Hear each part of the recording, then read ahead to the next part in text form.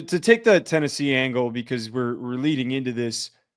My biggest thing with them, they're way too streaky on offense for me to trust them to win a playoff game.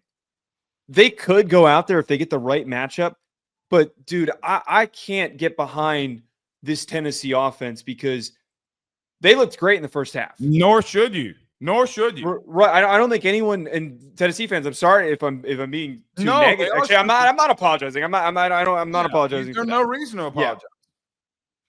Anyone should realize that you play as good as you did in the first half, and then you can't score in the second half. That's the most literal definition of being streaky. But when we dive a little bit deeper, you talked about all the drops. You talked about all of the lack of execution on critical plays where they needed to convert. And then for some reason, the play calling decision-making, they got away from what was working for them in the first half. I can't trust the Tennessee team. I think they're going to get to the playoff because they're going to have a good resume, and the committee just loves these freaking teams that have good losses, and they're going to find their way into the mix, and they should over a team like Texas or Texas A&M, depending on who wins that final matchup at the end of the year.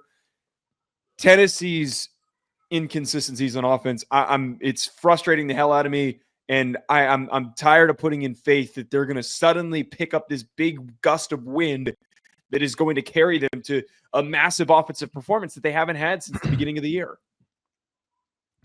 Yeah, I mean, look, I think you're flawed in one massive area, and it's the one that Josh needs the most to predicate off of what he's doing with the running game.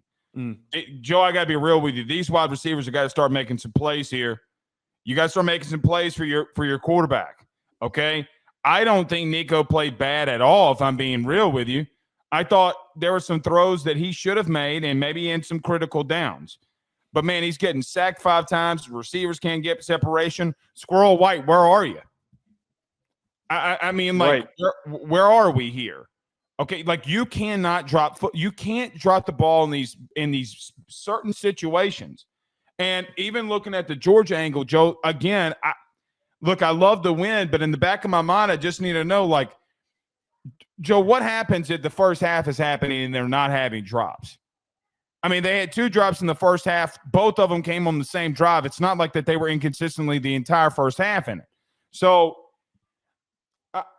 I don't know what to make of Tennessee because I feel like I'm waiting for the bubble to burst, right?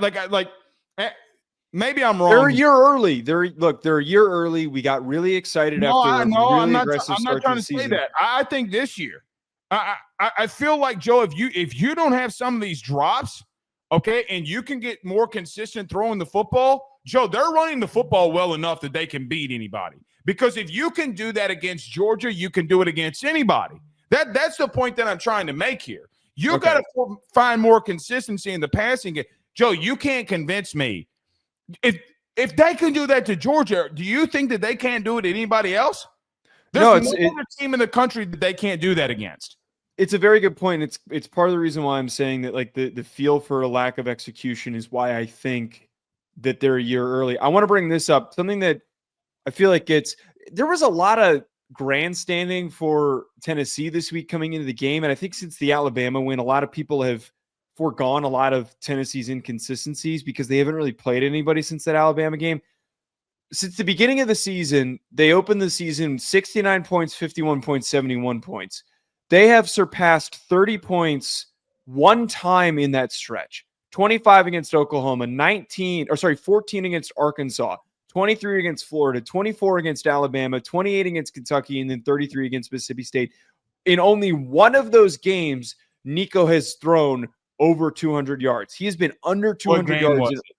That was the Kentucky game. Okay. So this is something that has not been discussed by anybody. Something that should be more concerning, that this offense that's supposed to be Josh Heupel's calling card that's not producing. Yeah, but defensively they are. And I got to push back on you to be real with you. I'm with you on the sense of it's halfway not working, right? Like it's not like that his offensive line's not getting push. It's not like that they're not running the football. Okay? They are, yeah. Because they are. I think that he's got some receivers maybe that aren't ready for the spotlight. And they're not executing. They're simply, it comes down to that, Joe. They're just not executing. Now, do you need to get some of the freshmen, the Matthews out there? I don't know. But you better figure something out.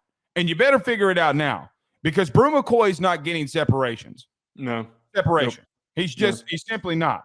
But to wrap this up in reference to Georgia here, look, man, again, we talk about this all the time on the show, every single week or every single year that we're in November. Team back wall. And that's the performance that you got. It meant more to one team than the other. Right? Well, that's how I felt the entire second half. I felt like Tennessee felt like that they had cushion to make the playoff now that, we can lose one. Well, that's what the craziest part about all this, and my recency bias is one of the biggest plagues in college football, is that everyone and a lot of people were questioning, and Kirby took this and ran with it, which was a little ridiculous, but a lot of people were questioning, including the playoff committee, Georgia's ability to finish the year strong with their hard schedule to get into the playoff and to not have 3 losses. And a lot of people were crowning Tennessee, it felt like, to just walk right in. And I think that they have a really strong chance, but we were retaught some of these issues that really, really were highlighted. And as you just mentioned there, both these teams had their backs up against the wall at different points in the game. One team responded a lot better than the other did, and it's the Georgia team that I continue to support because I know that when we need them to produce, they will. I'm going to throw this out there too. Carson Beck went 25 of 40. So I got on Tennessee about it. Joe, the Georgia downfall will be that I don't know if you need a guy on the outside to make a play for you, that I'm not worried that he's not going to drop it. It's a good point. Look, Kirby doesn't go in the portal often. Kirby's got to go in the portal, and he's got to go get a wide receiver, a bona fide number one, if he doesn't have one. I mean, yeah. Look, man, I still think Humphreys is I like Anaya Smith. I think these PI calls are BS. They're hand fighting, and he's trying to contort his body around to a back shoulder throw. Let the kids play, for crying out loud.